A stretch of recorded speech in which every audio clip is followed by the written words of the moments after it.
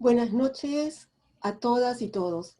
Mi nombre es Milagritos Jiménez Moscol, jefa del Museo de Arqueología Josefina Ramos de Cox del Instituto Ribagüero.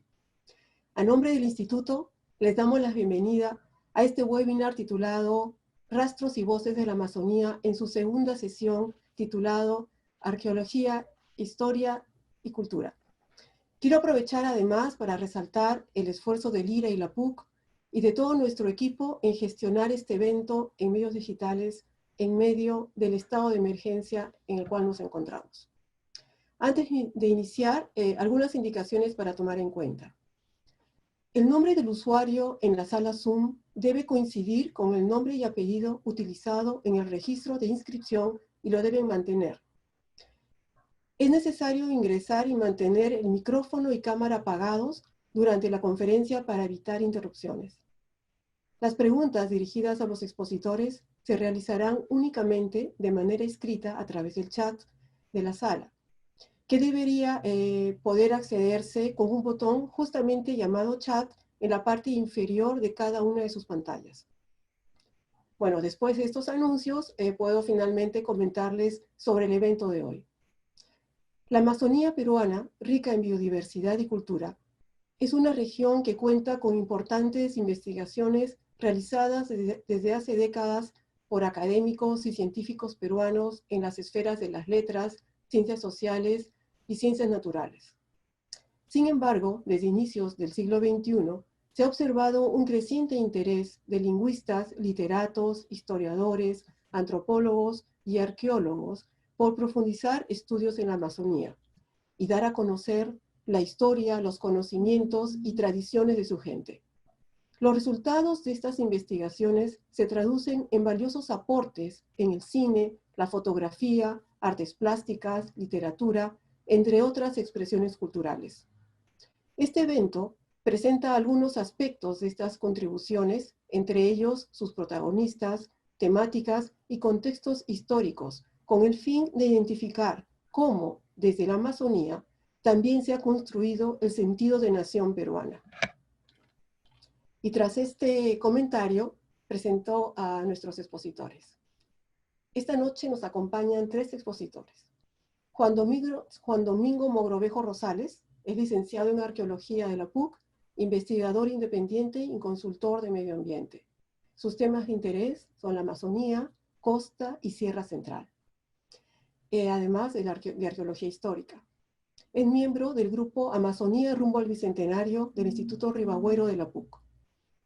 Nos acompaña también Leslie García Soto, que es bachiller en Ciencias Sociales con especialidad en Arqueología por la Universidad Nacional Mayor de San Marcos, miembro del Grupo de Investigación Arqueológica Amazónica de la misma universidad y miembro del Grupo de Estudio Amazonía rumbo al Bicentenario del Instituto Ribagüero. Ha realizado trabajos de investigaciones sobre cerámica prehispánica en la cuenca del río Guayaga. Marta Rojas Solesi es licenciada en Antropología Social por la PUC, máster en Etnología y Sociología Comparativa y doctora en Etnología, ambos grados por la Universidad de París-Dix, Nanterre-Ouest La Défense en París, Francia. Es autora del libro Tejiendo la Identidad, Mitología y Estética entre los Mazigengas del Bajo Urubamba. Bueno, empezamos entonces esta noche con las exposiciones. Empezamos con nuestro primer expositor. Juan, adelante. Buenas noches con todos. Quiero darles la bienvenida a este grupo de conferencias que hoy están a cargo de los miembros del grupo de estudio Amazonía rumbo al Bicentenario del Instituto Ribagüero, el cual lidera la doctora Inés del Águila. El título de mi ponencia es Introducción a la Arqueología Amazónica Peruana, que es un título más bien general, y quiero aclarar que en este caso voy a tratar exclusivamente la arqueología en lo que es la Amazonía baja, a los llanos amazónicos. Y lo haré a modo de presentación general, dado que el tiempo no me permite entrar en mayores detalles. como ya les mencioné, mi tema trata sobre los trabajos y las investigaciones arqueológicas en la Amazonía Baja peruana.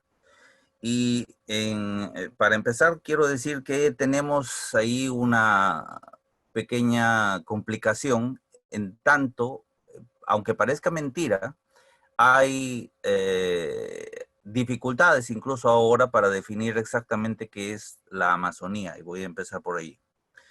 En una conversación hace algún tiempo coloquial con Aldo Bolaños, me mencionaba este tema, y él que ha trabajado con varios antropólogos, biólogos, etnólogos, me decía que para encontrar una especie de definición común sobre lo que era la Amazonía, no resultaba tarea fácil. Y eso puede verse. En líneas generales, por ejemplo, en la imagen podemos ver lo que ahora consideramos como la Amazonía, que comprende varios países y que en este caso, por ejemplo, excluyen a Venezuela. No sé por qué, pero lo excluyen. Y si nos guiamos por un criterio de cuenca, la Amazonía vendría a incluir casi todos los departamentos de la Sierra Central y inclusive Cusco. Si nos guiamos por un criterio más bien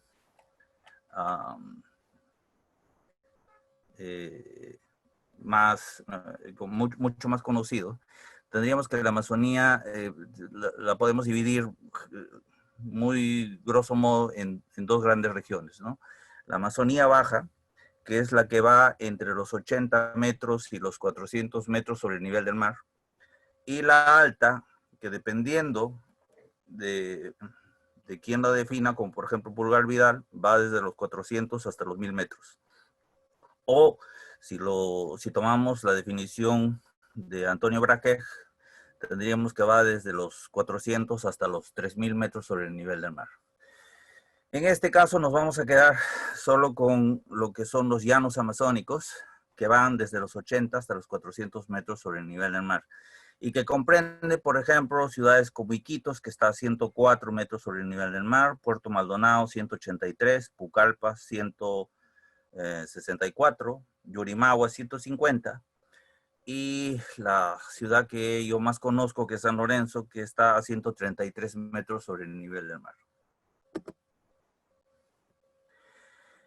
Una de las dificultades principales de trabajar en la selva es sin duda el clima y la geografía muy cambiante.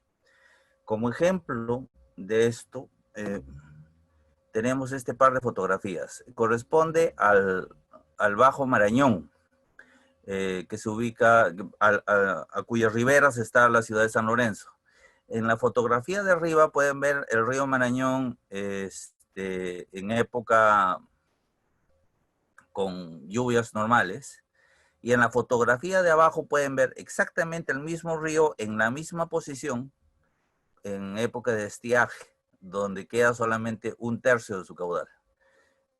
Y toda esa playa llana que revela la poca profundidad de estos ríos, a pesar de que en algunos momentos su gran caudal hace que, por ejemplo, San Lorenzo todos los años pierda alrededor de media manzana de la ciudad por efecto de las aguas.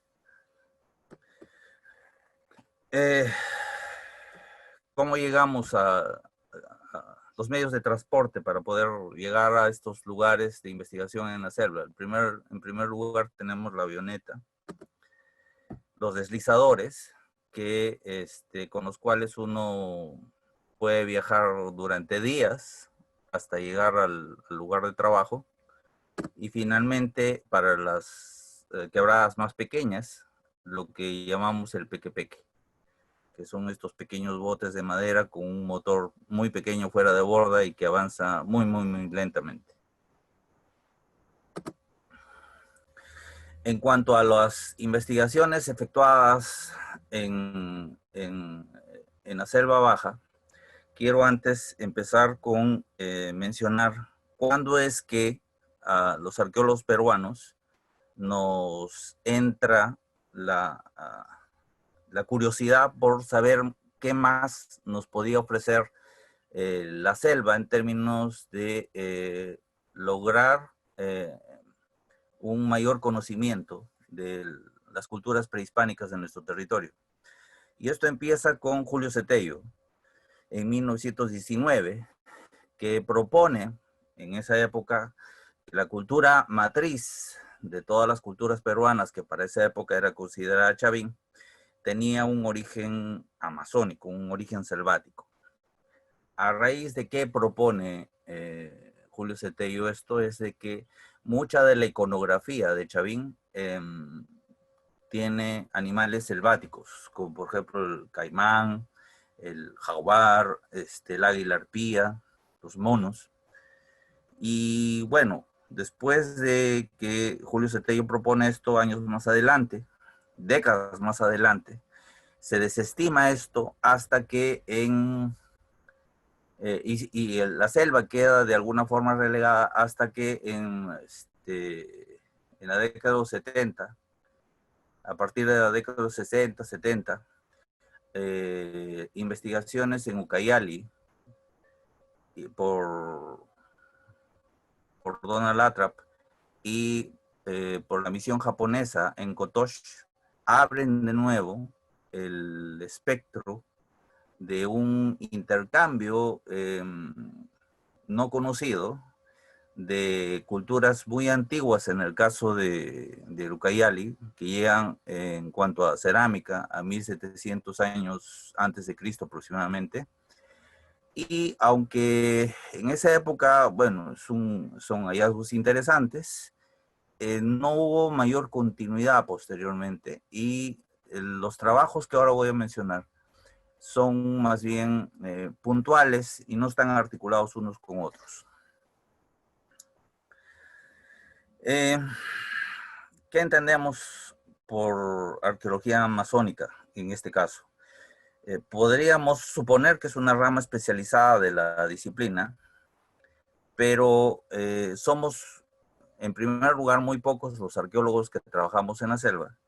Y en segundo lugar, esta supuesta especialización supondría el desarrollo de un conjunto de herramientas teóricas y metodológicas para el estudio de los restos materiales y los desarrollos culturales de los pueblos amazónicos, pero esto aún no se ha hecho, no se ha efectuado, y como dije, los trabajos y hallazgos son más bien de tipo esporádico y aislado. Encabezando esta lista, tenemos un gran proyecto que desafortunadamente quedó inconcluso, que es el inventario de los sitios de la región Loreto, que inició el recientemente desaparecido arqueólogo Santiago Rivas Panduro, natural de Iquitos. Él trabajó en el Ministerio de Cultura en la región Loreto, y hasta lo último que supe, lo último que pude conversar con él, llevaba ya alrededor de 500 sitios arqueológicos inventariados solamente en la región Loreto. Y esto es de los sitios que él conocía, de los sitios que fueron registrados por proyectos de evaluación, de los sitios que nosotros registramos en el DATEM y sitios que son nombrados en la bibliografía. Entonces, el trabajo de Santiago era muy importante y la cantidad de sitios también era impresionante. 500 sitios solo para la región Loreto, me parece que era algo que muy pocos esperábamos. Pero ese es solamente el inicio. Yo supongo que la cantidad real es aproximadamente 10 veces eso, solo para Loreto. Luego tenemos un trabajo bastante antiguo al norte del río Marañón, en el río Urituyacu, de Roger Rabines. Luego tenemos un trabajo puntual en las cabeceras de Morona por Ada Medina, en el Chambira y Tigre por Daniel Morales, trabajo que es bastante conocido. En el Daten de Marañón, donde empecé a hacer trabajos el año 98 y a partir del 2000 como parte de un grupo que denominamos Misión Arqueológica en la Amazonía Norperuana de la Pontificia Universidad Católica. Luego tenemos los trabajos también de Santiago Rivas en el Paranapura, donde estuvo trabajando un sitio, ojalá se pueda publicar esto más adelante, que contiene evidencias del arcaico, algo que en Selva Baja es excepcional. No hay un sitio en la Selva Baja que contenga ese tipo de información. Entonces, esperemos que en algún momento toda esa información que ha quedado inconclusa por la temprana desaparición de Santiago se pueda publicar en algún momento. Luego tenemos trabajos en el Huallaga por Thomas Myers, que es un arqueólogo norteamericano que, además de este trabajo, ha hecho varios artículos e incluso propuso una columna cronológica para la selva. Los ya mencionados trabajos de Donald Latrap en el Ucayali Central y Luis Salcedo en Bajo Urubamba, Inés del Águila en el lago Sandoval. Por otro lado, si el panorama con los proyectos arqueológicos es bastante modesto, es mucho más modesto el de los museos, porque solo tenemos uno, o sea, museos arqueológicos. Hay museos en Iquitos, hay museos, hay un museo en ¿cómo se llama? En Quillabamba, pero no son museos arqueológicos. El de Quillabamba tiene más información inca que información selvática. La información selvática del Museo de Quillabamba es solamente etnográfica. Y este museo comenzó con los trabajos de la madre María Dolores García Tomás de la Congregación Misionera del Sagrado Corazón de Jesús. Ella trabajaba en San Lorenzo. En la primera foto, la de arriba, la vemos recepcionando unas vasijas de unos nativos y en un trabajo excepcional durante 40 años, ella registró nombres, lugares y cosas que, digamos, por criterio propio, porque ella era monja, y nos ha permitido tener una excepcional base de datos para conformar después el museo. En la fotografía de abajo se ve el mismo local de arriba, que desafortunadamente manos extrañas lo incendiaron y algo de ese material se perdió, pero este incendio dio paso a que con el finado Monseñor José Luis Astigarraga de Lizarralde, que era el obispo del Vicariato Apostólico de Yurimagua, se planificara junto con las autoridades de la Universidad Católica la construcción de un museo en la ciudad de San Lorenzo, el cual podemos una vista ahí arriba y en la parte de abajo una fotografía en el momento de su inauguración. Ojalá algún día lo puedan visitar. Este es el exterior del museo. Sitios arqueológicos. ¿Qué tipos de sitios arqueológicos podemos encontrar en la Selva Baja? Básicamente dos tipos. Sitios de ribera y sitios que yo podría denominar de tierra adentro. En este caso tenemos lo que llamamos sitios de ribera. Podemos ver al medio una fotografía donde hay un corte en la ribera del río y ahí aflora una vasija que está enterrada bajo más o menos 2 metros de limo. A la derecha, en la parte superior, vemos una urna que ha salido como consecuencia de la erosión del río Pastaza. Y en la fotografía de abajo estoy registrando otra urna que está a unos 200 metros de la primera y donde, bueno, más allá de dibujar, tomar fotos y hacer algo más, no se puede hacer mucho porque las vasijas están prácticamente deshaciéndose. En estos casos, cuando el río se lleva gran cantidad de material, a veces más adelante se forma lo que se denomina cachueras, porque en la selva baja no hay piedras y digamos, estos fragmentos de cerámica son lo más pesado que hay en los cauces. Y la fotografía a la izquierda, en el extremo izquierdo, nos muestra una cachuera que se forma en los codos de estos ríos. Ahí se puede apreciar la gran cantidad de fragmentos que se han acumulado en esa zona.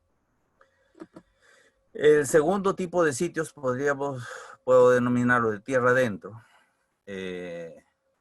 Y en este caso es un poco más complicado acceder a ellos, hay que caminar bastante por el monte. Y puede apreciarse encima, abajo, al medio de la foto, una hoja sobre la cual he colocado algunos fragmentos para que se puedan apreciar, porque parecen piedras, parece parte de la tierra, entonces no se puede apreciar normalmente así, hay que tener buena vista para que no se te escape uno. Y estos fragmentos cayeron del perfil que está a la derecha.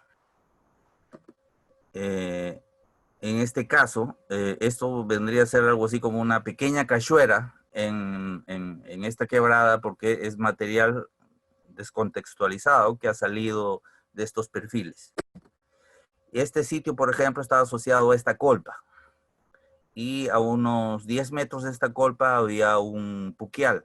Entonces, digamos que es casi recurrente que cerca a un sitio arqueológico en tierra adentro haya colpas de animales y sobre todo puquiales. ¿Qué material arqueológico encontramos en estos sitios arqueológicos? En primer lugar, líticos. En este caso estoy poniendo 4 hachas en buen estado de conservación que pertenecen a la colección del Museo de San Lorenzo. Y luego, además de cerámica, de los líticos, lo que más encontramos es cerámica. Y algo que quisiera mencionar es de que en casi todos los trabajos efectuados en la selva, así como han podido ver estos fragmentos que están en esta quebrada, por las condiciones del clima, la humedad y la erosión, el material arqueológico normalmente está muy deteriorado. Entonces, encontrar vasijas enteras es una suerte, es excepcional. Y en este caso voy a mostrar algunas. Por ejemplo, esta es una figurina del río Morona, donde se muestra una mujer embarazada. En el vientre tiene una especie de espiral como decoración. Luego, esto pertenece a la comunidad de Shanshoyaku, que está en el río Huituyacu. Estos fragmentos de botellas, ojo, yo no lo puse así, sino que cuando uno va y pregunta, porque uno tiene que presentarse a los apus, a los miembros de la comunidad, y uno pregunta si es que han visto material antiguo, cerámica que haya salido del suelo. Normalmente ellos cuando encuentran estas botellas, este material, lo colocan de esa manera. Entonces traen esto como si fuera un collar y bueno, yo les pido permiso para que me puedan dejar tomar unas fotos. Tenemos a la izquierda unos sellos de cerámica que sirven para pintura corporal. En este caso provienen de Chicherta, en el río Pastaza. La pieza de la derecha es una pieza increíble, excepcional. Me pasaría media hora hablando de esta pieza. La antigüedad aproximada es de 1500 a 2000 años antes de Cristo y es de una tecnología cerámica que en Ecuador denominan cáscara de huevo. Es uno de los pocos especímenes, tanto en Ecuador como en el Perú, que existen enteros. Y está elaborada con una tecnología absolutamente increíble, por decirlo así. Las vasijas en general se entran al horno y se forman como tales alrededor de los 900 grados centígrados, pero esta, por la calidad de la arcilla, de la manufactura, creemos que ha sido elaborada a una temperatura mayor. Es una de las, esta tenía un color diferente, pero como lo ven, es como resultó después del incendio que les mostré, donde a esta vasija no le pasó nada. Muchísimas vasijas se rompieron, se quebraron, se perdieron, líticos también, pero esta quedó tal cual. Tenemos, por ejemplo, esta botella que para la mayor parte de los arqueólogos que trabajan en la costa y sierra les va a sorprender, pero en la selva también tenemos material de este tipo y es más antiguo que el que hay en la sierra. La botella hace estribo más antiguo que se conoce en el Perú debe estar alrededor de los 900 años antes de Cristo. Esta debe tener entre 1500 a 1700 años antes de Cristo. Una copa, una botella y un plato con decoración incisa, que también corresponde al formativo. Esta procede del pastaza, y la antigüedad aproximada de este material es de entre el 2000 al 2500 antes de Cristo. Esto es en cuanto a los materiales, es una presentación rápida, y me queda básicamente concluir con que tenemos la arqueología, solo palabras finales, la arqueología en selva es absolutamente fascinante. Es muy complicada, la logística es de locos. Tengo 20 años trabajando en selva y la verdad los retos que representa son enormes, pero las cosas que uno puede obtener con paciencia y con harto trabajo son increíbles y van a llenar muchos vacíos dentro de nuestra comprensión del territorio peruano. Ahora sabemos que las interrelaciones que hay entre diversas culturas, de diversos periodos, entre selva, sierra y selva, son muchísimo más fluidas de lo que solemos suponer. A nosotros se nos hace difícil pensar también que en un medio tan hostil como la selva baja puede generarse culturas de alto nivel tecnológico con una gran complejidad social, y lo que estamos encontrando revela que sí, y que en muchos casos incluso está a la par de varios desarrollos que podemos encontrar en la sierra y la costa. Para desarrollar estos trabajos, obviamente necesitamos mucho la colaboración interdisciplinaria, un tema que Leslie va a tocar más adelante. Y bueno, también necesitamos que muchos más arqueólogos se dediquen a este espacio. Finalmente, y porque ya el tiempo me queda corto, quisiera pasarles un pequeño video. Este video corresponde a la comunidad de Putunza, que está entre las cabeceras del río Huituyacu y el río Morona. Es un sitio donde hay una ocupación formativa. La comunidad está aproximadamente a unos 50 metros sobre la base, sobre el llano. No se aprecia aquí. Y tiene una ocupación formativa interesante. Y pueden apreciar, digamos, cuando uno habla de arqueología amazónica, el tipo de medio ambiente al que los arqueólogos nos tenemos que enfrentar. La cabaña que está ahí abajo es la cabaña donde yo me alojé todo el tiempo que estuve ahí en Putunza, que es una comunidad achuar. Y los días y el clima y el medio ambiente se ven como ustedes pueden apreciar en el video. Es básicamente un pequeño video para que puedan darse una idea de cómo se desarrolla el trabajo en la selva baja. Esta zona está aproximadamente a unos 30 kilómetros de la frontera con Ecuador, en la provincia del Daten del Marañón, que es de la región Loreto.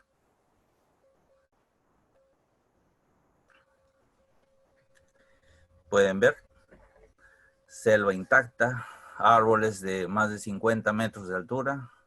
Al medio no se puede apreciar bien, pero ahí hay una quebrada, que es la quebrada por la que se accede a la comunidad de Putunza con bote y peque-peque. Y ahí se ve el llano amazónico en todo su esplendor.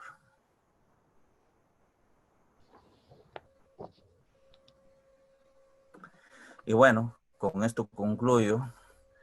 Y nada, agradecer su atención.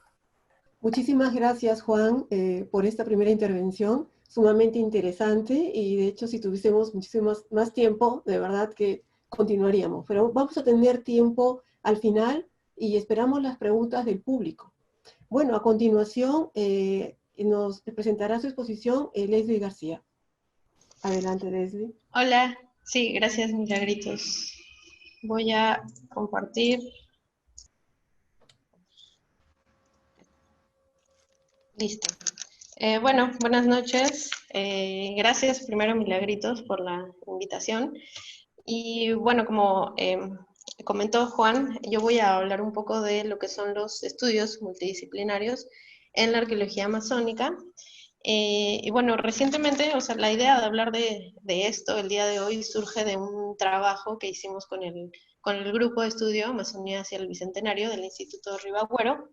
Este trabajo fue justamente multidisciplinario. Trabajamos con Marta y Juan, que están en esta sesión, con Nancy Ochoa, con Jorge Carranza, Ricardo Rojas también, etnomusicólogo, y bajo la dirección y bueno, por iniciativa de la doctora Inés del Águila. Basándonos en información recopilada por la hermana María Dolores García Tomás, como mencionó Juan, de su trabajo de casi 40 años con la comunidad chayahuita. Y bueno, fue a raíz de este trabajo relacionado con música y cosmovisión chayahuita que me asignaron la tarea de escribir un artículo sobre arqueología de la música en la Amazonía o arqueomusicología amazónica. Y bueno, yo acepté feliz. Después, al momento de empezar el trabajo, es que me doy cuenta que, bueno, iba a ser bastante difícil. Entonces, bueno, recurrí a museos, a eventos, libros, crónicas, a todos los medios posibles, ¿no? Y como resultado de dicho artículo fue que pensamos en aprovechar el día de hoy este espacio para hablar un poco de la necesidad de trabajar con otras disciplinas y de los aportes que nos ofrecen al conocimiento arqueológico, especialmente en regiones como la Amazonía, que como bien mencionó Juan, los elementos materiales son relativamente pocos en comparación con otras regiones del Perú, por dificultades en la conservación, ¿no? Por el clima tan particular. Y bueno, por supuesto esta idea de trabajar con otras disciplinas no es nueva, simplemente que queremos aprovechar la ocasión para resaltar la importancia de trabajar con otras disciplinas, ¿no? Y bueno, elegimos, antes de empezar, o sea, quiero explicar por qué elegí el término multidisciplinario sobre otros que existen, ¿no? Y es debido a que, o sea, este adjetivo se refiere a la acción de involucrar distintas disciplinas, pero manteniendo cada una sus métodos y sus técnicas, ¿no? Entonces, se genera como una cooperación entre distintas disciplinas y se trabaja entonces bajo una investigación de un objeto en particular, pero abordándola desde distintos focos, distintos puntos de vista. Existen otros términos como interdisciplinario, transdisciplinario, pero estamos empleando en esta ocasión el multidisciplinario para no trascender esos límites entre disciplinas, ¿no? La multidisciplinariedad entonces nos permite trabajar dentro de los límites impuestos por las técnicas y los métodos de la arqueología, pero complementando nuestro dato arqueológico con otras disciplinas, ¿no? Y bueno, la arqueología, como Juan ya explicó un poco, pues se dedica al estudio de sociedades antiguas a partir de sus restos materiales, ¿no? Y si bien la arqueología ha sido considerada como antropología desde los años 70, a partir de corrientes como la nueva arqueología o la arqueología procesual, perdón, el grado de especialización que ha alcanzado la arqueología la ha convertido ya en una disciplina en sí misma, ¿no? Por supuesto, no vamos a alejarnos de los principios antropológicos, porque finalmente estamos tratando de conocer procesos sociales antiguos y no solo el material de estas culturas desaparecidas. Entonces, con el desarrollo de la nueva arqueología, en un principio bien se aseveraba que la arqueología debía ser estudiada como antropología. Binford, que es uno de los principales exponentes, rechazaba en un principio el uso de las analogías etnográficas en el trabajo arqueológico, ¿no? Sin embargo, unas décadas después ya habla de la importancia de considerar o estudiar también el presente para comprender mejor el pasado.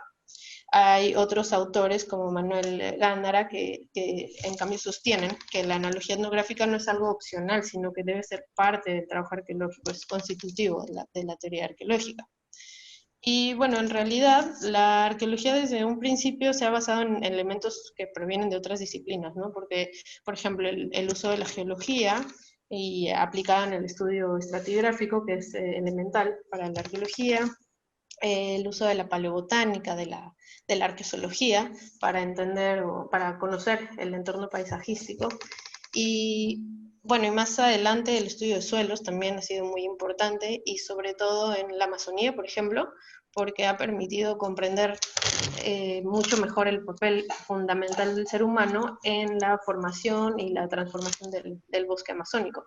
La medicina también ha sido importante para conocer, por ejemplo, dieta, enfermedades, genética humana. Entonces, si hemos utilizado desde siempre todas estas disciplinas en la arqueología, ¿por qué no utilizar otras? ¿Por qué no considerar la etnografía, la etnohistoria, la etnología, entre otras que nos pueden aportar bastante información para comprender las dinámicas sociales, ¿no? Tanto en la Amazonía como en otras regiones en las que la arqueología se abre camino.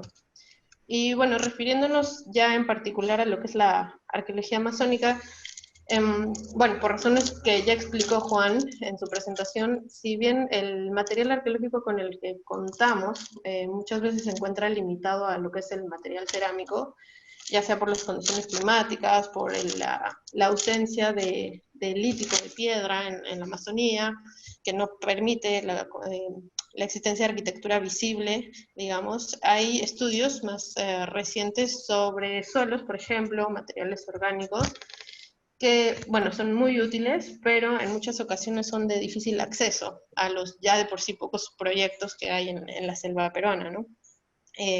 Tenemos, bueno, también los problemas de logística, que ya mencionó Juan, los costos, el clima, bueno, insectos, etcétera, etcétera, para el desarrollo, ¿no?, de trabajos en la arqueología amazónica. Sin embargo, también a pesar de todas esas limitaciones, tenemos la fortuna de que mucho del conocimiento ancestral permanece formando parte de la cosmovisión de las poblaciones amazónicas y forma parte de la vida diaria de las comunidades. La continuación, por ejemplo, de la cerámica Shipibo, la cerámica de las artesanas de Enchasuta, la cerámica Wajún, son solo algunos ejemplos. Y para el caso particular de la región que he trabajado, pues si bien no se produce ya tanta cerámica como en otras regiones, se encuentra todavía muy presente en lo que es, por ejemplo, la vestimenta tradicional, hay una continuidad en los patrones constructivos, la cestería y muchos otros elementos. Sin embargo, y desafortunadamente también, o sea, el establecimiento de relaciones directas ya por actividades económicas y productivas con la llamada sociedad occidental, ha llevado, entre otras cosas, a nuevos sistemas religiosos, económicos, políticos, a formar parte de estas comunidades. Y ha generado hasta cierto punto una creciente desvinculación o abandono de antiguas costumbres y tradiciones amazónicas. Por supuesto, no estamos rechazando, expresando un rechazo, digamos, a esto, pero sí consideramos importante resaltar que el ingreso de todos estos elementos dificulta de alguna manera la conservación de estas prácticas ancestrales en distintos ámbitos de la vida amazónica. Hay regiones, por supuesto, grupos que tienen un mayor arraigo a estas costumbres, pero siempre existe este temor a que poco a poco se vayan perdiendo todos estos elementos culturales, como vemos tristemente con la desaparición de lenguas nativas, ¿no? Y por ello, justamente consideramos de gran importancia, no solo por el aporte de estas otras disciplinas a la arqueología, sino también como parte de un intento por recuperar o por evitar la pérdida de todo este conocimiento ancestral a través de la cooperación entre distintas disciplinas, ¿no? Y bueno, son muchas las disciplinas, ¿no?, que se podrían mencionar y que aportan conocimiento a la arqueología. Sin embargo, obviamente por tiempo y basándonos en la poca experiencia que tenemos hasta el momento con este tipo de trabajos, queremos enfatizar en lo que son dos disciplinas que han aportado bastante al conocimiento de la Amazonía prehispánica, que son la etnohistoria y la etnografía. La etnohistoria, bueno, es una ciencia que se considera relativamente nueva. Está integrada por la antropología y la historia, pero se enfoca espacialmente en lugares que han sido colonizados por Europa, ¿no?, desde el siglo XVI. O sea, hablamos mayormente América, de África, de Asia, lugares que fueron habitados por culturas totalmente o parcialmente ágrafas, ¿no? Entonces, la etnohistoria, Ana María Lorandi la define como historia de los pueblos sin escritura, y ha sido muy utilizada en los estudios en América por la cantidad de documentos existentes por los periodos de conquista y postconquista. Ha aportado bastante a la arqueología, pero hay que considerar que estos documentos no cuentan en su mayoría con una visión justa, se podría decir, para lo que han sido todos los procesos precolombinos en América. Pero sí nos dan bastantes detalles que el registro arqueológico no va a reflejar, al menos no de una manera muy obvia, ¿no? Y bueno, por supuesto que no debemos usar el dato histórico como dato arqueológico, pero sí es valioso siempre y cuando seamos conscientes de que la visión y la intención con la cual fueron redactados estos documentos es distinta a la que nos tenemos nosotros ahora como arqueólogos. Entonces, en palabras de Ana María Lorandi, por ejemplo, o sea, este etnocentrismo sumado a la dificultad que tenían los europeos por decodificar estas pautas culturales, pues resultan producciones que deben ser siempre comprobadas, dice, ¿no? Por verificaciones independientes, en este caso por la arqueología. En cuanto a las fuentes etnohistóricas que tenemos disponibles para el estudio de la arqueología amazónica, pues contamos con lo que son crónicas de aventureros, expedicionarios, mayormente religiosos que acompañaban estas expediciones de ingreso, ¿no? al reconocimiento de la Amazonía. Y bueno, tenemos crónicas tempranas, ¿no? Importantes para la selva, como la de Gaspar de Carvajal en la expedición de Orellana en 1541. Después tenemos en la expedición de Pedro de Tejera, 1637. Cristóbal de Acuña redacta crónicas 4 años después. Tenemos también una colección muy valiosa en Perú, que es el Monumenta Amazónica, que incluye documentos que vienen desde el siglo XVI hasta comienzos del siglo XX, documentos tardíos, también hay tipo judicial, administrativo, religioso, y tenemos también, por ejemplo, la recopilación de Chantre y Herrera, los trabajos del profesor, el historiador Valdemar Espinosa, entre otros, ¿no? Ahora, en cuanto a la historia, o sea, en el estudio de las sociedades amazónicas, pues ha existido un debate importante en torno a su uso, o qué tan factible es su uso para la arqueología amazónica desde la década de los 90, con los trabajos de Betty Meyers y de Anna Roosevelt, ¿no? La primera postura de Betty Meyers, bueno, ella remarca mucho las razones por las cuales las fuentes etnohistóricas no deben considerarse del todo confiables, ¿no? Presenta varios motivos, como la influencia de la imaginación de los europeos, que normalmente exagera los relatos en esa época. También la interferencia de los ideales españoles, o sea, los españoles entran a la selva buscando algo en específico, vienen siguiendo estos mitos, historias de ciudades llenas de oro, de las riquezas ocultas de los incas, entre otras cosas. Entonces, Betty Meyers plantea que estos relatos podrían estar dirigidos a eso, por preguntas dirigidas de los europeos hacia los nativos, ¿no?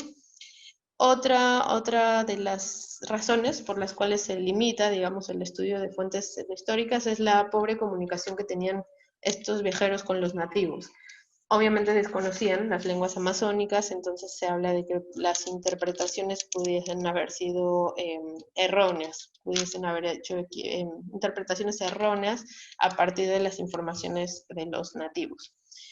Por el otro lado, Anna Roosevelt defiende el uso de las crónicas, basándose sobre todo en la correspondencia que encuentra entre la crónica de Carvajal, de 1541, de un viaje por el río Marañón, y la evidencia arqueológica que Roosevelt reúne hasta ese momento, ¿no? En lo que es la zona del Santarém, el Alto Xingú, la Amazonía ecuatoriana, la Amazonía boliviana. Entonces, Roosevelt encuentra una correlación entre los relatos y la evidencia arqueológica, y ella sostiene que existen sociedades amazónicas ya complejas desde el año 1000 antes de Cristo, ¿no? Entonces, si bien hasta cierto punto son válidos, claro, los motivos planteados por Betty Meyers para poner en duda la factibilidad de usar relatos etnohistóricos para interpretar el dato arqueológico. Se considera que dicho temor estaba en parte fundamentado por el limitado conocimiento que se tenía hasta ese momento de la arqueología. Ahora, justamente, o sea, el avance de estudios basados en trabajos multidisciplinarios en estas últimas décadas ha comprobado la existencia de grandes asentamientos prehispánicos en la Amazonía en general, ¿no? Podemos ver ahí imágenes de camellones, de montículos, de los llamados geoglifos o zanjas. O sea, hay evidencia de grandes poblaciones y muy desarrolladas en la Amazonía desde que incursionaron los cronistas, digamos, similares a las que describen los cronistas desde el siglo XVI. Ahora, en cuanto a la etnografía, pues son enfoques en realidad de la etnografía que se han aplicado al estudio en la arqueología amazónica, ¿no? Son muchas las temáticas que la etnografía tiene y se han dado importantes avances en la arqueología utilizando sobre todo lo que es la etnoarqueología, como la denomina Gustavo Politis, o la arqueología viva, como la denomina el profesor Daniel Morales. Entonces, Politis, por ejemplo, nos habla de que existen varios enfoques para este método en la arqueología y que conforme se van ampliando las temáticas, en realidad se va complejizando aún más la forma en la que se denomina a este trabajo. Él denomina la arqueología como una subdisciplina de la arqueología y de la antropología social, que lo que hace es obtener información de la conducta humana y genera como referentes analógicos para interpretar el dato arqueológico, ¿no? Politis, bueno, ha hecho trabajos muy interesantes sobre lo que es movilidad residencial de la Amazonía colombiana, patrones de descartes de huesos, o sea, investigaciones muy importantes que nos permiten entender cómo se ha transformado el paisaje amazónico. Por el otro lado, el profesor Daniel Morales, que ha trabajado, como ya mencionó Juan, en el río Chambira, con las comunidades urarinas. Bueno, él hace un trabajo directo con la comunidad y él nos habla de que este trabajo nos permite identificar funcionalidad de artefactos arqueológicos que están muy vinculados con tradiciones y costumbres de ritos que en realidad no podríamos interpretar nosotros solamente del registro arqueológico. Sería muy difícil llegar a esas conclusiones solamente a través del registro arqueológico. Entonces, bueno, por supuesto con el trabajo, aprovechando, digamos, el dato etnográfico, no buscamos transpolar directamente la información al registro arqueológico, por eso pusimos énfasis en un principio del trabajo multidisciplinario, pero en definitiva el trabajo etnográfico es muy importante para comprender mejor dinámicas sociales que no se reflejan directamente en el registro arqueológico. Entonces, un ejemplo, vamos a dar en un ejemplo nada más cómo se puede aplicar este enfoque multidisciplinario en la arqueología amazónica. Por eso les mencionaba en un principio el trabajo que hicimos de arqueomusicología, ¿no? En esta nueva disciplina, o rama de la arqueología, se podría decir que se representa la posibilidad de aprovechar estos estudios multidisciplinarios como una herramienta clave para lograr una mejor comprensión de lo que es la historia amazónica. Esta nueva disciplina se basa no solo en el estudio de instrumentos musicales, sino que se apoya en otras disciplinas como la etnohistoria, la etnomusicología, pueden ver ahí la acústica, organología, iconografía, entre muchas otras, ¿no? Y de hecho los especialistas en esta área nos dicen que estos estudios son más exitosos conforme más fuentes disponibles se consideren en la investigación. Entonces, no solo se estudian instrumentos musicales, como los que les muestro, sino que se utilizan fuentes, por ejemplo, aquí en breve testimonio de una cita del trabajo de Chantre y Herrera de 1901, en el que nos describe una fiesta omagua, y donde podemos ver que se habla de elementos o sea, de objetos que normalmente nosotros no interpretaríamos como instrumentos musicales, ¿no? El golpear con un remo, una tinaja colgada. Nosotros, si encontramos un remo en el registro arqueológico, que es prácticamente imposible en la Amazonía, digamos, pero si llegáramos a encontrarlo, lo interpretaríamos como, bueno, un remo para navegar, no como un instrumento musical. Entonces es bastante rico, digamos, rica la información que podemos obtener de este tipo de relatos. Trabajos etnográficos, bueno, no puedo profundizar, pero Jean-Pierre Jaumel tiene trabajos increíbles sobre música, sobre lo que es el complejo de flautas sagradas en la Amazonía. Como ven en el mapa, es una tradición que está muy extendida en la Amazonía. Y bueno, nos da pistas muy importantes para los arqueólogos, en primer lugar, de por qué no encontramos esto en el registro arqueológico, ¿no? O sea, la forma en la que la sociedad utiliza estos instrumentos, los oculta de la población misma, las mujeres no pueden verlos, los niños no pueden verlos, entonces permanecen ocultos en el bosque. Nosotros como arqueólogos iríamos al centro, al lugar de habitación de la población a excavar, y obviamente no vamos a encontrar instrumentos musicales en sociedades que tienen una cosmovisión como la que plantea Jean-Pierre Chaumer con las flautas sagradas, ¿no? Entonces tenemos otros ejemplos, ¿no? No solo instrumentos, también lo que es el trabajo de la cerámica, nuevos análisis que se pueden hacer, trabajos con la comunidad, las comunidades para entender todo lo que, la ritualidad que hay en torno al hacer cerámica, ya no solo estudiar el fragmento de cerámica, sino la iconografía, el dónde buscar la materia prima. Bueno, con los Shawi hay inclusive canciones para hacer cerámica. Las mujeres tienen ciertos días en los que no pueden hacer cerámica. Entonces hay mucha información con las comunidades nativas que nosotros en el dato arqueológico o en el registro arqueológico no vamos a encontrar. Y rápido, para cerrar, que ya estoy, creo que es sobre el tiempo, esta relación entonces entre las ciencias sociales y disciplinas auxiliares es cada vez más frecuente, sí, pero también dificulta cada vez más establecer estos límites entre disciplinas, ¿no? Pero, bueno, creemos que respetando las técnicas y los métodos de cada disciplina, podemos obtener grandes beneficios de realizar estos trabajos multidisciplinarios, ¿no? Y pueden ser de gran importancia para generar aportes a regiones de estudio como la Amazonía, en donde, bueno, las investigaciones han sido relegadas, muchas veces por las dificultades que mencionaba Juan, ¿no? Que implican mayor tiempo, mayor cantidad de recursos. La evidencia arqueológica es poca relativamente, si la comparamos con la costa o la sierra, ¿no? Entonces, por ello, y dado que en la actualidad también tenemos acceso a mucha mayor información, crónicas digitalizadas, por ejemplo, colecciones museográficas, visitas virtuales a los museos y muchas otras cosas, pues es posible trabajar con otras fuentes de información que nos permiten acercarnos a un conocimiento más profundo, más completo de lo que fueron las sociedades amazónicas prehispánicas. Y sobre todo, esto nos ayuda o nos permite desarrollar trabajos más amplios que no solo nos ayuden a recuperar o entender mejor el pasado, sino que también nos permitan conservar todo ese conocimiento para el futuro.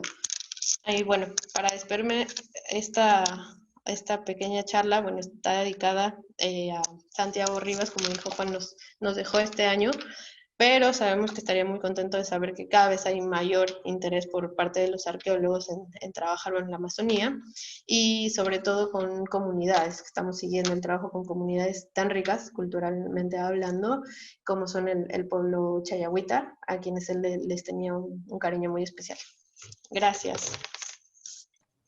Muchísimas gracias, Leslie, y no olviden que van a haber preguntas probablemente en el chat, los invitamos a ello. Y bueno, pasamos ahora a la exposición de Marta Rojas. Buenas noches. Bueno, ahora nos vamos a algo un poco diferente, nos vamos a la Selva Sur, al Cusco, a la región del distrito, el nuevo distrito de Merantoni. No sé si se puede observar.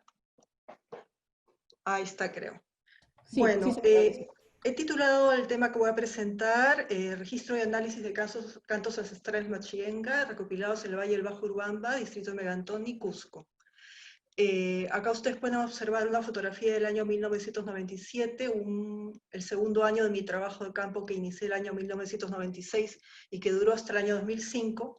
Es la comunidad de Segaquiato, una reunión, una asamblea. Acá pueden ver a personas, a machiengas, vestidos con traje tradicional y corona en la cabeza, y acá a un machienga que está animando la reunión vestido con traje occidental. Quisiera, como dato general, decirles que los Machinga son un pueblo indígena amazónico, miembro de la familia lingüística arawak preandino. Esta familia está compuesta por Ashánicas, Piro, Amuechas, Machinga y los mismos Machinga. Acá en este mapa, que ha sido tomado del trabajo de la doctora Frasmarie Radar-Kasevitz, antropóloga francesa, pueden observar que los Machinga se sitúan entre el río Madre de Dios y el río Urubamba del Cusco.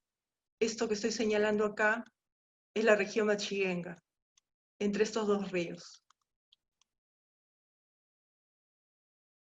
Este mapa lo bajé de internet, representa el distrito, una parte de lo que vendría a ser el distrito Megantoni. El distrito Megantoni comienza en el Alto Urubamba, pertenece a la provincia de la Convención del Cusco. Los Machingas del Cusco se sitúan en el Alto Urubamba, que divide a través del Pongo de Mainique el Bajo Urubamba. Yo he trabajado en la zona del Bajo Urubamba y esos son los datos que les voy a presentar. Esta es la zona, digamos, lo que más se conoce del distrito de Megantoni, la zona llamada de Camisea, que lleva el nombre del río Camisea, lugar donde fueron encontrados depósitos de gas natural, que son explotados en la actualidad. Y como ustedes bien sabrán, Megantoni es por ello el distrito del Perú más rico, o por lo menos eso se piensa. Aquí les estoy mostrando la comunidad de Nuevo Mundo sobre el río Bajo Urubamba. Esta es la confluencia del río Camisea con el río Bajo Urubamba que lleva hasta el Alto Urubamba. Y acá faltaría, saliendo de la comunidad Quirimbeti, hay un río que se llama Río Picha, que es una zona bastante tradicional que va para este lado. Y es donde yo trabajé mayormente entre los años 1996 y 2005, en la comunidad Nuevo Mundo y en el río Picha. Posteriormente trabajé en la zona en las comunidades de Camisea y Segaquiato. Bueno, ha habido muchos cambios desde que yo realizara mi trabajo de campo entre las fechas que les he mencionado, 96 y 2005, en relación al acceso que hay a esta zona. Antes del año 2005, o desde el año 2010, al río Bajo Urubamba se tenía que acceder primero saliendo de Lima por ómnibus para llegar a la selva central, a las pequeñas ciudades de Satipo. De la ciudad de Satipo tomar otro carro para llegar a Atalaya, a la ciudad de Atalaya que estaba en el Ucayali, y de ahí tomar un bote que llevara hasta la ciudad de Cepagua, pequeña ciudad, donde termina Ucayali y comienza el Cusco. Y ahí tomar había que fletar en esa época un bote que te llevara a las comunidades. Y era bastante oneroso el trabajo de campo en esa época. Ahora, en 2018, tuve oportunidad de regresar durante un mes a la zona del río Camisea y fue bastante mucho menos oneroso y mucho menos tiempo. En el 2005 me tomaba 4 días llegar a la zona, actualmente se viaja hasta Pucallpa, Atalaya por vuelo, y de Atalaya se puede tomar un expreso, un rápido que te lleva hasta Cepagua, y en Cepagua otro expreso rápido que te lleva hasta las comunidades, va caleteando, como quien dice, de comunidad en comunidad, y va dejando a los pasajeros en cada comunidad, por el río Urubamba, por acá. Entonces, no solamente es mucho menos costoso el trabajo de campo actualmente, sino que también es mucho más rápido llegar allá, la mitad de tiempo aproximadamente. Quisiera empezar esta exposición señalándoles que soy antropóloga, pero que no soy músico, ni etnomusicóloga, por lo cual esta exposición va a versar sobre la letra de las canciones antes que sobre la música. Las canciones que voy a presentar fueron recopiladas los años 1996 y el año 2000, utilizando una grabadora a cassette muy elemental. Me disculpo por no presentar la música, pero la tecnología me ha ganado y no he podido recuperar los audios originales de estos cantos. Cuando trabajaba estética matsienga, originalmente mi interés era recopilar mitología, lo cual efectivamente lograba hacer. Muchas veces los narradores machienga, que también eran cantantes, me pedían cantar luego relatado el mito y que les fuera grabado. Es así que de una manera oportunista, sin buscar registrar los cantos, llegué a recopilar 161. Lo que les voy a presentar hoy día son 3 cantos que fueron registrados en esa primera etapa de lo que fue mi trabajo de campo con los machienga. Aunque mayormente hemos encontrado cantantes en el ámbito privado, los machienga también cantan en fiestas. Actualmente los cantantes entonan sus mejores temas en el contexto de fiestas que involucren a toda la comunidad, como las celebraciones del 28 de julio, aniversario de fundación de la comunidad, recordatorio de la creación de alguna organización interna propia de la comunidad, o algo como eso. El canto es un arte practicado por adultos, varones y mujeres. Ello no quiere decir que los niños no conozcan las estrofas de algunas canciones, pero según aprecian los machienga, aún no tienen la capacidad vocal de un adulto, cuya voz alcanza las dimensiones de lo que para un occidental vendría a ser un tenor o soprano. Además del canto, practicarse a capela sin el apoyo de instrumentos musicales. Ojo, no es que no tengan instrumentos musicales, solamente que tienen la flauta del pan, tienen la flauta corriente, tienen el bombo, pero el canto no se acompaña de instrumentos musicales.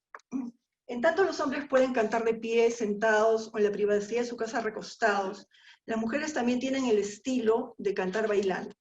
Este es el caso de cuando 2 o más mujeres cantan y bailan tomadas de la mano, alternando cada una una estrofa. Giran, recorren todo el recinto en el cual se encuentran cantando. Cosen a su túnica semillas a modo cascabeles que al bailar emiten un sonido como castañuelas. Acá en la fotografía pueden observar 2 mujeres que están cantando en un local comunal. Están vestidas con kushmas o túnicas, como prefieran llamarles.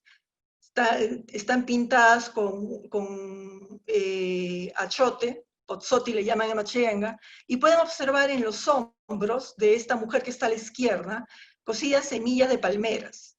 Y en la mujer de la mano derecha, pueden observar que lleva cosidas también semillas de palmera en la cintura. Entonces, ellas cantan, bailan, giran, y al hacer estos movimientos suenan también estas semillas que acompañan el ritmo de las mujeres al cantar. Hay una gran variedad de cantos, pero en esta exposición nos vamos a centrar en poner 3 ejemplos que tratan sobre seres divinos.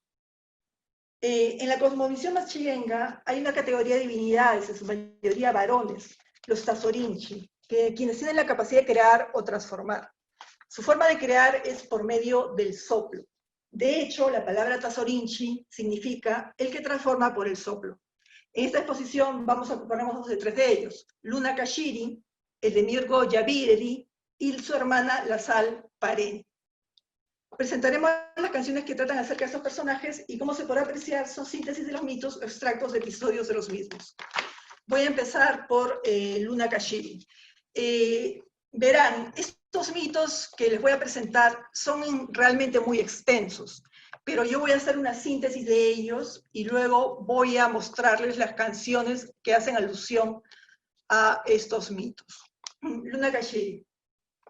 Luna es el donador de la yuca y de todas las plantas cultivadas, en un momento durante el cual la humanidad machienga carecía de estos y se alimentaba de barro cocido. Luna provee a los machienga de la yuca a través de una joven que atravesaba el rito de primera menstruación y a la cual desposa instalándose a partir de entonces en la tierra.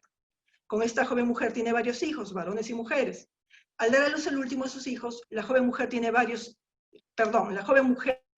fallece. La madre, disgustante de la pérdida de su hija, obliga a Luna a comerla, lo que efectivamente éste hace. Este gesto permite que la mujer vuelva a la vida, llevando con ella las 2 hijas que no pudo dar a luz. Luna y su esposa deciden dejar el asentamiento de los suegros y trasladarse a otro lugar donde sus hijas crecen y llegan a ser adultas. Luna trabajaba en el huerto cultivándolo como cualquier varón machiguenga y encargaba a sus hijas que se deshicieran de la hierba cortada. Luego de obedecer a su padre y hacerlo, las jóvenes iban a bañarse al río. Un día se les aparece el ser acuático Imposhitoni, llamado Madre de las Aguas, quien las seduce y les entrega huevos de los peces llamados regionalmente carayá. Hasta ese entonces, al igual que en el caso de la yuca, los machiguengas no conocían y por tanto no consumían peces. Las hijas llevan a su casa los huevos de ese pez que su madre cocina. Ese comportamiento de las hijas de Luna se vuelve recurrente, día tras día, lo mismo. Limpian el huerto de su padre, se van a bañar, regresan con los huevos de carachama, la madre los cocina, en fin. Suspicaz, Luna decide espiarlas y observa a Imposhitoni emerger de las aguas del río y contactar con sus hijas. Imposhitoni, con la ayuda de un peine, cepilla su cabellera, de la cual salen piojos que caen sobre la falda de la hija de Luna, convertidos en huevos de carachama. Luna siente repugnancia, se muere del asco, al darse cuenta que lo que ha estado comiendo son los piojos de este ser de las aguas. Luna lo considera, además, un ser malevolente, con el cual no quiere crear alianzas matrimoniales. A partir de entonces, planea su muerte. Un día se hace pasar por sus hijas, llamándolo. Creyendo que son las jóvenes, este ser de las aguas emerge sacando un brazo. Luna coge el machete y le corta los dedos. Imposhitoni huye, pero las hijas de Luna, al ver esto, entran al río y lo siguen. Luna intenta capturarlas con una trampa de pesca chimperense, pero no lo logra. Las hijas finalmente encuentran a Imposhitoni y se quedan a vivir con él convertidas en seres del mundo acuático, una en bufeo y la otra en otro Imposhitoni. La canción presentada a continuación es una recreación del mito de las hijas de Luna Kashiri y el ser malevolente del mundo acuático Imposhitoni. Es cantada por Elvira Auca y registrada el año 1996 en la comunidad de Mayapo del río Picha. En la columna, la primera columna a la izquierda está la canción en idioma machiguenga, pueden ustedes observar. En la segunda columna está la traducción. Entre corchetes se están poniendo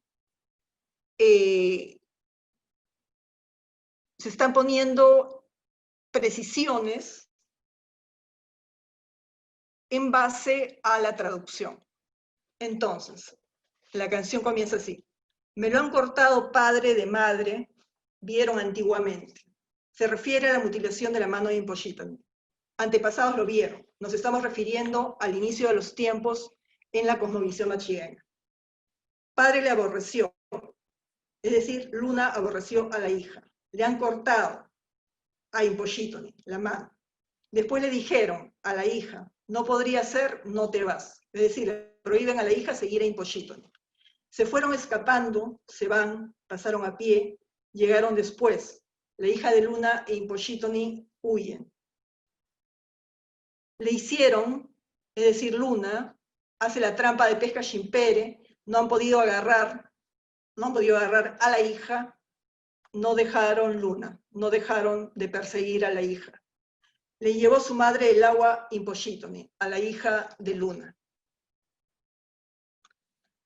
Después molestaron a la perdiz Shonquiriite. Amaneció. Normalmente en los mitos machiguenga, las perdices anuncian el amanecer. Pusieron túnica azul, saltaron, jugaron, despertaron a las perdices Chunquiriegui y otra especie de perdices que también anuncian el amanecer. Otra persona es Abuscado. Su dios Pavá del cielo se refiere a Luna. Pavá es otra manera de llamar a los dioses Tazorinchi, a los seres divinos Tazorinchi. Este caso es un ejemplo de síntesis de un mito narrando sus partes esenciales en forma de canto. A continuación vamos a presentar otro mito, el de Yavire, y la correspondiente canción que hace alusión al texto mítico. La separación de las aguas y la tierra y la creación de la primera fauna por los principios Tazorinchi es la primera transformación del medio ambiente machiguenga. Otra lo es la separación entre cielo y tierra. Otra que trataremos a continuación es la creación de la flora y fauna que existe en la actualidad y que es obra del demiurgo Yavireri y su hijo llamado Igiane, quien creara todas las especies de animales y plantas mediante la transformación por el soplo de seres humanos en otras especies no humanas. Recordemos que los Tasorinchi tienen como característica, a través del soplo, transformar o crear. Para presentar este mito nos vamos a basar en las versiones presentadas por Renar Kasevitz, el 2004, Gerard Baer, 1994, el misionero dominico Zenitaoya, del año 1943, el narrador machigenga Casiano Jeremías, de la compilación de Arias del 2003, los narradores machigenga Haroldo Vargas Pereira y José Vargas Pereira, en la compilación de Michael Beyer y O'Hagan del 2013, y el narrador machigenga Julio Ríos, quien la recopilara para nosotros el año 2000. Pareni, hermana de Yavireri, inventa la cerveza yuca o Wiroki, normalmente conocido como Masato, e invita a su hermano Yavireri a la primera fiesta para embriagarse. Para ello envía a sus hijos a buscar a su tío y llevarlo a su casa. Los sobrinos acuden donde Yavireri, quien acepta la invitación y lo sigue. Yavireri lleva a su hijo o su nieto, según las diferentes versiones, llamado Igiane. En la versión que nosotros vamos a mantener, le vamos a llamar Igiane. El hijo de Yavireri nunca tocaba el suelo, sino que lo llevaba cargado en los hombros, de ahí que las diferentes versiones sobre este mito se lo trate también de el cargado. Yavireri sigue a sus sobrinos, quienes van por delante jugando, llegan a un árbol de guava y se entretienen comiendo los frutos. Yavireri pide a sus sobrinos que le inviten la fruta, pero ellos en lugar de dársela, le tiran la cáscara y las semillas. Esta actitud mezquina molesta a Igiane, el hijo de Yavireri, quien los convierte en monos de distintas especies. Yavireri regaña a Igiane, atendiendo a que sus sobrinos van a ser posteriormente sus yernos. Igiane le dice que van a regresar a su forma original, se arranca el dedo meñique, lo tira al suelo diciendo ven, ven, y al poco rato regresan los sobrinos bajo su forma humana. Durante el camino a casa de Pareni, Igiane se divierte, preguntando a su padre en qué va a transformar a cada individuo con el que se encuentra, y a la respuesta de su padre Yavireri va soplando yo a cada machinga que ve, y lo transforma en una especie distinta. La abeja yairi, la hormiga negra cabeti, las aves chivini chomparizana, que son unas especies de garzas, la abeja amarilla pinti, la hormiga isula maniji, el mosquito yampollito, etc. Al llegar a casa de Pareni, esta invita a su hermano la bebida embriagante Wiroki, el masato al que hemos hecho mención, y este bebe en compañía de su cuñado Quinteroni, esposo de Pareni. Yavireri e Igiane continúan transformando a los invitados a la fiesta en diferentes especies, guacamoa, guacamayos, loros, todo tipo de aves, de la misma manera que antes, preguntando quién es su padre y yo soplando, soplido tras soplido. De pronto, Igiane ve a los hijos de Pareni bebiendo y danzando y los transforma en los árboles Cobanti y Ababo que se encuentran hoy en día en la orilla de los ríos. Pareni tenía a una de sus hijas encerrada, puesto que le había venido la primera menstruación, y como es costumbre, entre los machigenga estaba encerrada en un recinto, sentada, sola, hilando. Igiane le pide a Pareni su hija en matrimonio. Esta se la niega aludiendo a que es muy niño aún y no tiene cómo mantener a una esposa. Igiane en represalia la convierte en tapir, la muchacha transformada sale corriendo al bosque. A las otras hijas de Pareni, que también se las niega a Igiane por esposas, las convierte en venado y el roedor majás. A sus hijos en diferentes especies de monos. Todos huyen al bosque. Al final solo queda una hija pequeña de Pareni y de Quinteroni. Los demás machigangas, asistentes a las fiestas, convertidos en animales, se han dispersado por el bosque. Pareni, no contenta con esto, trama su venganza. Le da de beber más a Yavireri, embriagándolo, y mientras este danza y canta con Quinteroni, ella echa agua en el piso y cáscara de plátano maduro, cerca de un barranco, de manera que la tierra quede resbaladiza. Le dice a su esposo Quinteroni que lleve a Yavireri danzándose el borde del barranco y que lo deje caer. Quinteroni obedece y Yavireri cae. En la versión del narrador machinga Julio Ríos, que recopiláramos en la comunidad de Puerto Guayana en el año 2000, Quinteroni comienza a cantar sacude, se sacude su corona, sacude, sacude, se sacude su corona, sacude, sacude y me pongo corona, sol brillante que antiporianiri. Al escuchar esto, Yavireri entra en pánico y comienza a correr por todas partes, momento en el cual cae al barranco. Yavireri intenta trepar al barranco convirtiéndose en bambú, liana, soga, humo, hormiga, golondrina, gallinazo, pero no logra su propósito. Quinteroni cava la tierra y llega hasta donde está Yavireri. Le ofrece llevarlo de vuelta, pero este le pide que lo lleve a su casa de vuelta y allí le pide a Quinteroni que lo clave en posición fetal con varas de madera pona. En casa de Pareni ha permanecido su hijo Higgiani, sentado en el emponado, es decir, en el piso de la casa, esperando a su padre. Al no verlo llegar, le pide a su tía que le tueste maíz y llevándolo en su morral se va a buscar. Quinteroni llega, no encuentra a Higgiani y lo busca. Cavando la tierra y saliendo de ella, poco a poco va acercándose a las chacras de maíz que Higgiani ha ido sembrando. Primero ve aquellas en las que le ha salido la mazorca y está lista para cosechar, hasta llegar a ver un rozo en el que recién se ha sembrado maíz. Es ahí donde Quinteroni encuentra a Higgiani, ocupado en hacer una represa, con la cual inundar todo el territorio machinenga en venganza por lo ocurrido a su padre. Quinteroni lo convence de llevarlo a ver a su padre. Este acepta y deja el proyecto de represa. Quinteroni lo lleva en los hombros. Durante el camino, Higgiani lo sopla y lo convierte en el gran armadillo Quinteroni que se conoce hoy en día. Según la versión de Julio Ríos, Higgiani queda atrapado en el barranco. Pareni, entonces, pide a su esposo que lo lleve lejos. Este lo lleva a la boca del río Tzitiacu, donde lo inmoviliza clavándolo en la palmera camona y en el pifuayo Kiri, que es otra especie de palmera. Según la versión recopilada por el profesor Baer en 1994, cuando hay terremoto es porque pasa el hijo Yaviriri, es decir, Higgiani, a visitar a su padre. Cuando Yaviriri se mueva, habrá un terremoto fuerte que acabará con toda la tierra. Según este mismo autor, el profesor Baer, en esta misma publicación del año 94, Yaviriri es llevado por el armadillo Quinteroni en la boca del río Amazonas, donde lo clava con palitos de la madera regionalmente llamada pona. Yaviriri le quitó su corona al armadillo. En palabras de Baer, cito, su poder con el que hacía temblar la tierra.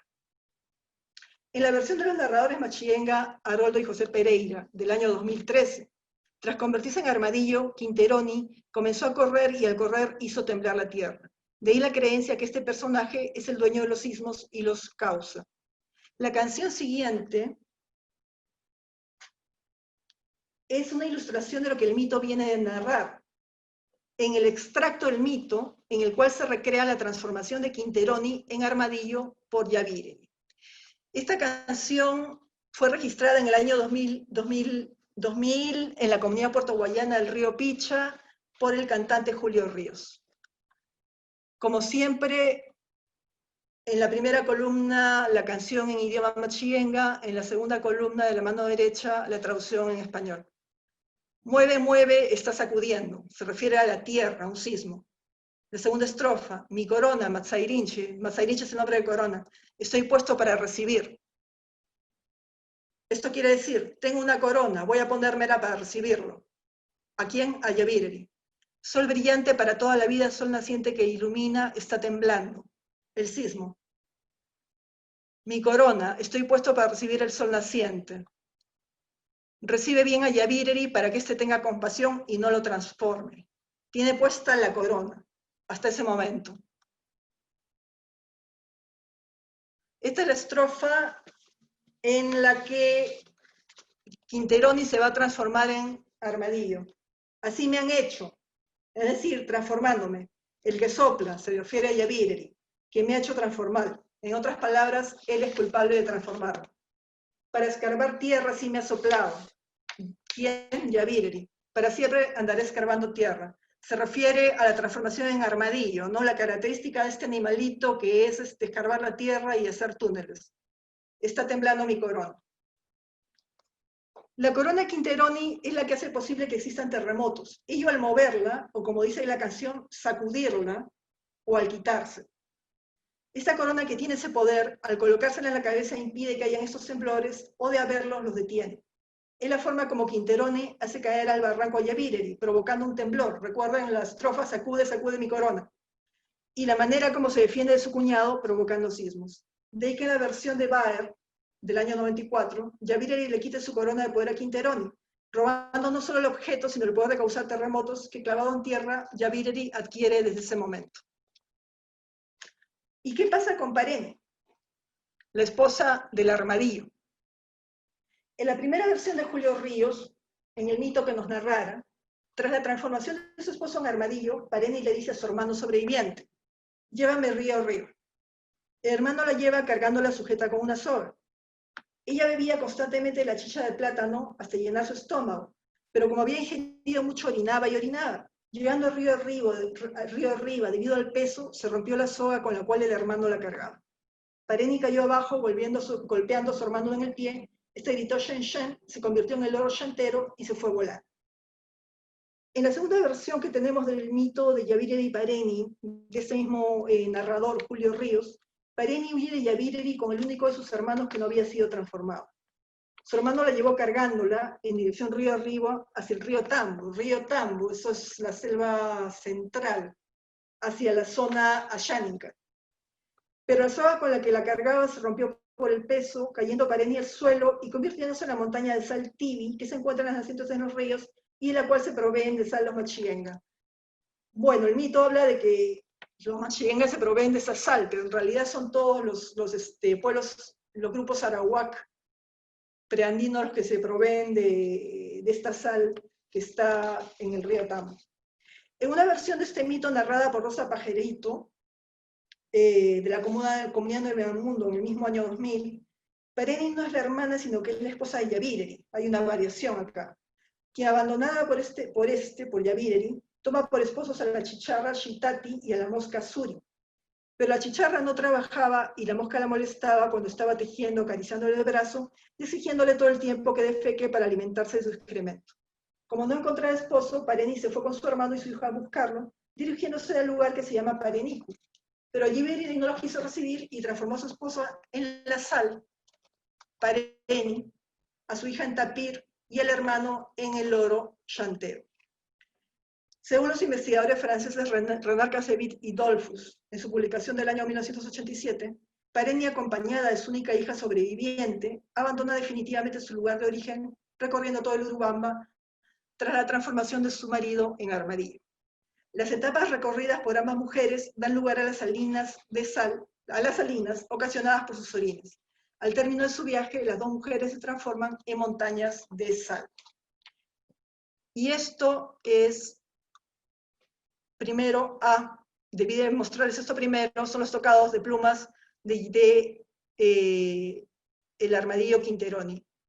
Esto fue tomado de Gerard Baer. Estas son los tocados de plumas que pude recopilar yo.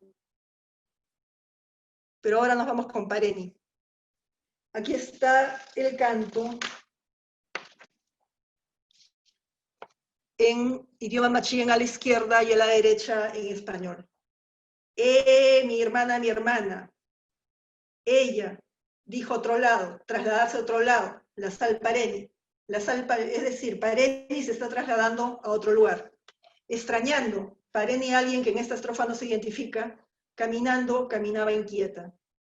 Extrañando a mi hermana, ella vino aquí, encontró el caserío de su hermano.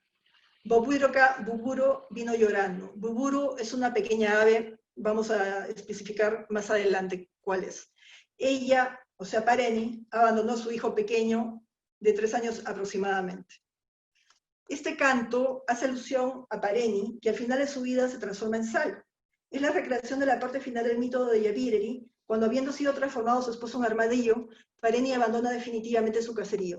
La canción está cantada desde el punto de vista de su hermano, quien relata el viaje de Pareni, quien camina y camina inquieta hasta llegar a este nuevo caserío, el del hermano que está relatando o está cantando.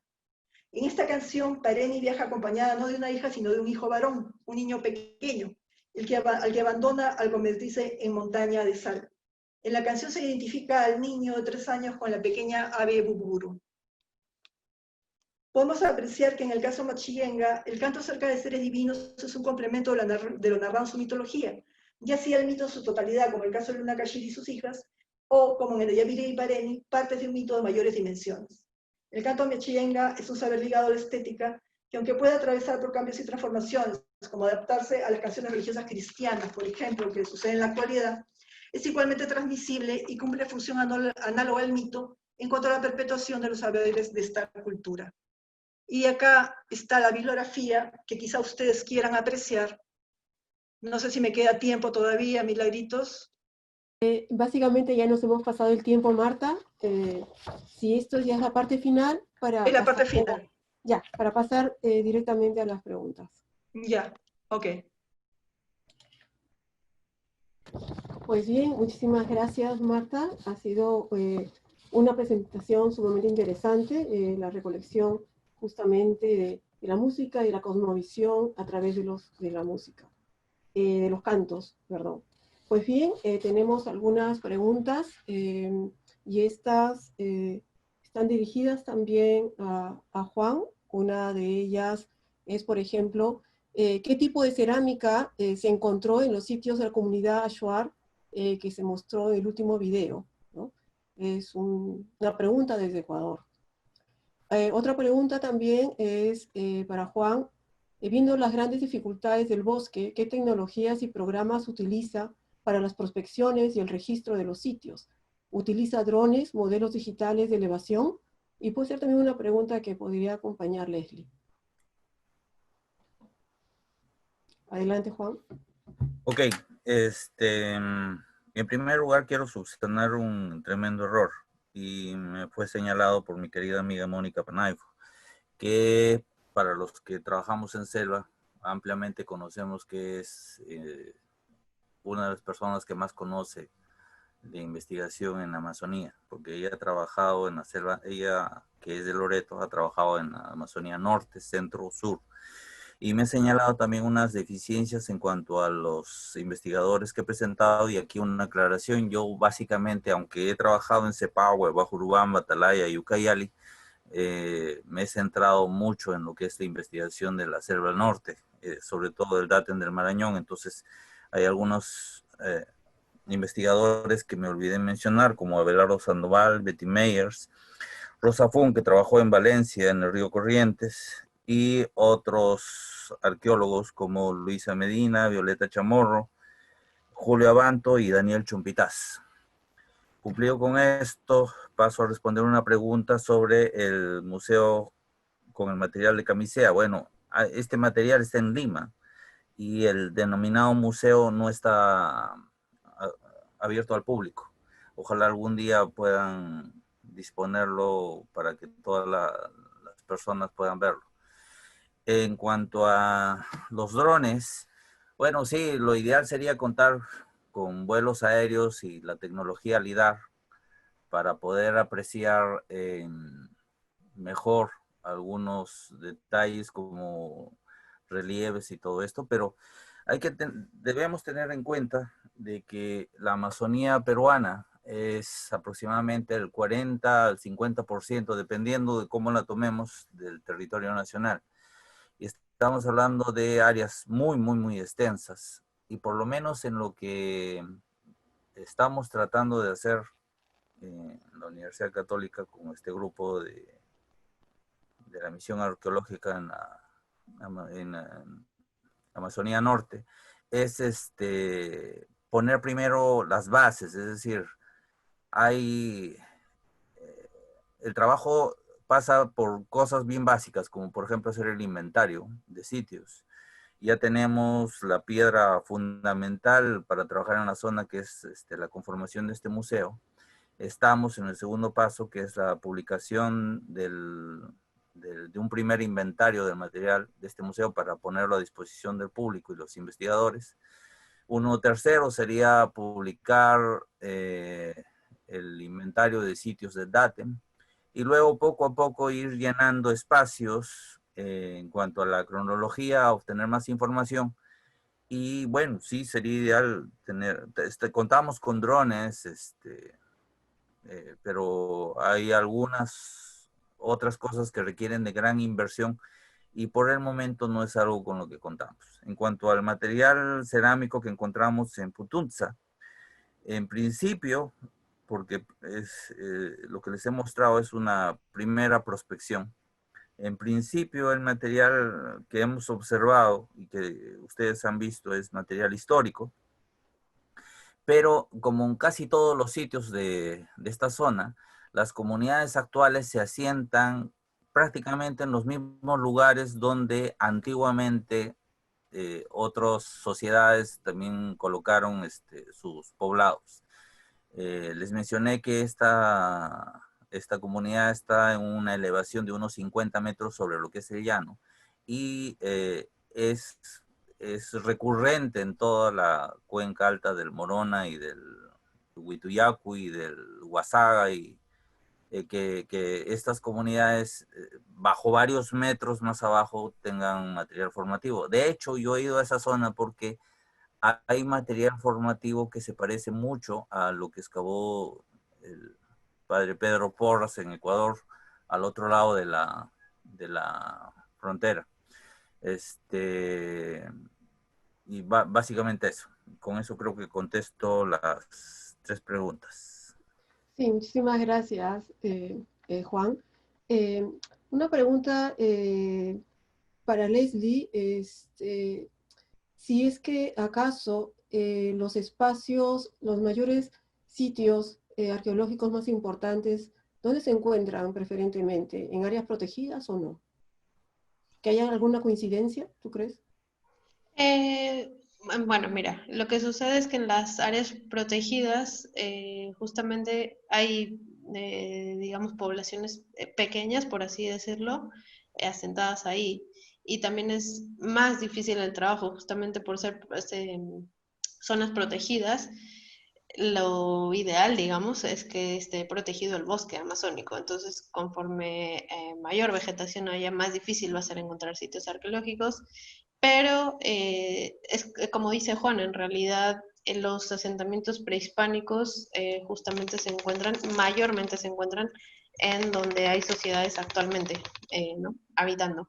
Entonces, podría haber una relación, pero también es más difícil trabajar en esas regiones y es más difícil descubrir los sitios arqueológicos justamente porque son zonas protegidas, porque no hay caminos, porque es más difícil el acceso, la logística va a ser más difícil, los costos. Lo que preguntaban en cuanto a los drones, por ejemplo, un dron en una zona protegida, en una zona boscosa, pues no te va a servir prácticamente, ¿no? Necesitaríamos lo que es la tecnología LiDAR que mencionaba Juan y que es carísima, ¿no? Estuve en un proyecto en Bolivia el año pasado donde la usaron, pero financiada prácticamente por gobierno de 3 países. Entonces, es muy caro, es muy difícil. Pero en realidad, o sea, para conocer la arqueología amazónica tenemos que irnos a los ríos principales, a la confluencia de los ríos, es donde están mayormente los sitios arqueológicos a los que podemos tener acceso, ¿no?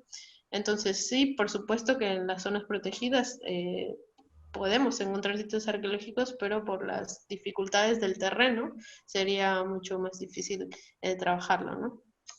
Muchas gracias.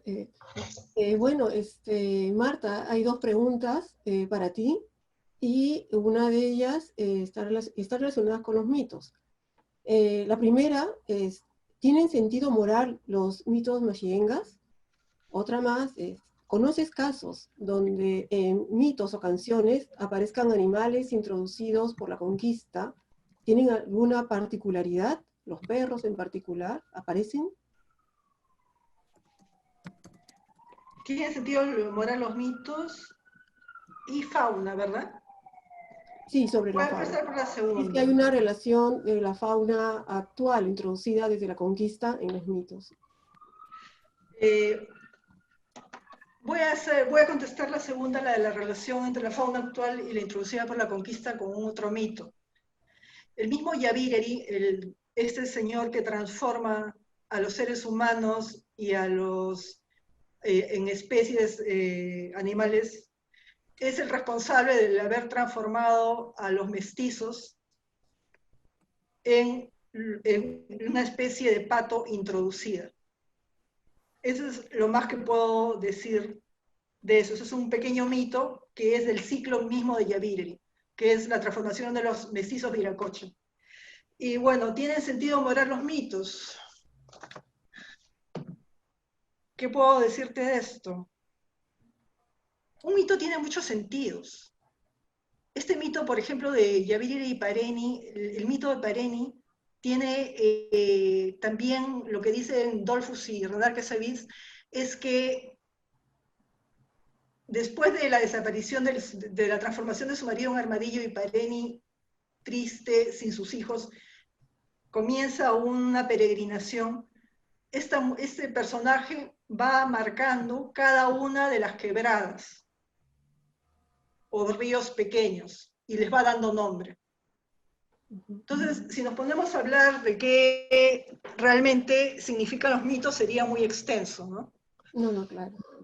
¿No? Entonces, y hablar de moral todavía sería una discusión mucho mayor que prefiero dejarlo ahí por el momento. Muy bien.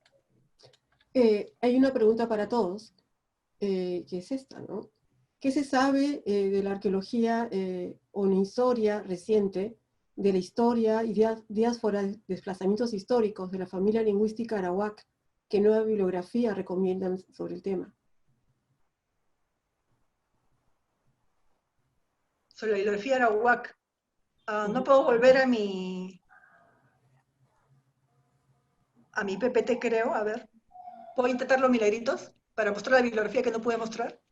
Ah, claro, claro. A ver. Si ahí encontramos la respuesta, perfecto. A ver. Sobre los arawak se ha hablado mucho. Desde la etnohistoria que hace Renar Casevitz hasta mitología que hace ella misma, que hace el profesor Baer, chamanismo. Ha sido un grupo muy estudiados los arawak en general. Quizá la excepción entre los arawak serían los nomachillenga, de los cuales se sabe muy poco. Pero de los amuesha, de los ayáninca y de los machillenga se sabe bastante. Acá yo les he puesto 5 autores. Perdonen, aquí está, la compilación de Esteban Arias Urizar, que son 4 mitos que no es que no hayan sido recopilados antes, pero son novedosas las versiones. Y aquí están los narradores machillengas, ¿no? Casiano Jeremías, Anita González, Alfonso Pacayo y Marino Díaz. Gerard Baer, en su trabajo del año 94, que es su tesis doctoral sobre cosmología y chamanismo de los machillengas, editado en Quito. Los dominicos. En el año 2006, la misión dominica hizo una compilación de todos los trabajos de los dominicos que trabajaron con machillengas. Cenita Goya, García, Segundino García, Ferrero, en fin, muchos. Yo acá les he colocado uno muy antiguo de Vicente Cenita Goya del año 44, los machillengas, que toma bastantes aspectos de esta cultura. Bueno, está la citada Renar Casevitz, etnóloga francesa, especialista en arawaks, que en el 2004, que ella ya había publicado en francés La fiesta de las máscaras, se podría traducir, Le Banquet Masqué, que es un libro de mitología. Y en el 2004 justamente publicó una muy buena versión de este mito de Yavireri, que tituló El dios Yavireri y su cargado Yayenshi, un mito de fundación. Este trabajo antiguo de Renar Casevitz y Oliver Dollfuss, geógrafo, que acabo de mencionar al contestar una pregunta, geografía de algunos mitos y creencias, espacios simbólicos y realidades geográficas de los machillengas del Alto Urubamba. Y bueno, ahí me tienen a mí, si es que pueden revisarlo, Tejiendo la identidad, mitología y estética de los machillengas del Bajo Urubamba, publicado el año 2017. Ok, muchísimas gracias. Y recuerden a todas las personas que están presentes que este video se queda grabado en YouTube, donde pueden acceder y mirar en detalle la bibliografía presentada por Marta. Y una pregunta final para todos. Y dada la descripción que ustedes han hecho de las investigaciones, de las dificultades, hay una pregunta que va por esa línea. ¿Qué dificultades encontraron en sus recolecciones de información? ¿Cómo lograban que los informantes les compartieran sus detalles? Bueno, no sé quién quiere empezar. Bueno, milagritos, y a todos los que han tenido la gentileza de escucharme esta noche, toman su tiempo. Hay que ganarse a la gente. Toma meses, semanas, estar con ellos, compartir sus fiestas, compartir la vida cotidiana, ver que tú te interesas en su idioma, en sus costumbres, para que ellos a su vez compartan contigo sus conocimientos y lo mejor de sus conocimientos. ¿no? Para que ellos tengan esta generosidad, porque es una generosidad de parte de ellos, de compartir lo que es su cultura con la nuestra, y en específico con el investigador. Bueno, esa es mi impresión. Muchas gracias, Marta. Como Juan, dijo Marta, no es sencillo. Lo primero que hay que tener en cuenta es que uno tiene que aproximarse con mucho respeto. Y el respeto no solamente personal, sino también respeto por la cultura, por sus costumbres, por el medio ambiente. Uno es un invitado cuando llega a una de estas comunidades y tiene que procurar total transparencia. No solamente porque, digamos, así uno debe proceder, sino porque eso establece lo más primordial, que es la confianza, porque estamos en zonas que no son deshabitadas. O sea, puede parecer que la selva no es de nadie y pues es enorme selva, pero cada parte de la selva, cada colpa, cada quebrada, cada pueblo, cada mita, pertenece o está involucrado dentro del desarrollo de alguna comunidad o de alguna etnia en particular. Entonces, lo básico es entrar con mucho respeto y tener mucho cuidado también, porque la comunicación, bueno, yo no hablo achuar, no hablo huampi, no hablo aguaruna, y la comunicación a veces es medio complicada, pero lo último que uno quiere es que haya malentendidos en esto. Felizmente ya con tantos años de trabajo tengo buenos amigos en la zona, buenos contactos, se sabe cómo proceder. Y este es el tema, ¿no? Uno no llega de la noche a la mañana a trabajar en selva para obtener resultados inmediatos. Es un trabajo que es parte de un proceso. muchas gracias, Sí, Juan. sí, totalmente de acuerdo con... Yo tuve la suerte, digamos, de que mi primer trabajo en la Amazonía fue con Santiago Rivas, que llevaba prácticamente desde que estaba en la universidad, trabajando con la comunidad chayagüita. Entonces, cuando llegué ya nos recibían con los brazos abiertos, pero como dicen, fue un trabajo de muchos años de Santiago con la comunidad chayagüita. En cambio, me ha tocado en otras zonas de la selva en que llegamos a un primer acercamiento con la comunidad, que en realidad la comunidad nos buscaba, ¿no? Buscando el apoyo de arqueólogos, pero con malas experiencias que han tenido anteriormente, ¿no? Entonces, ahí es mucho más difícil.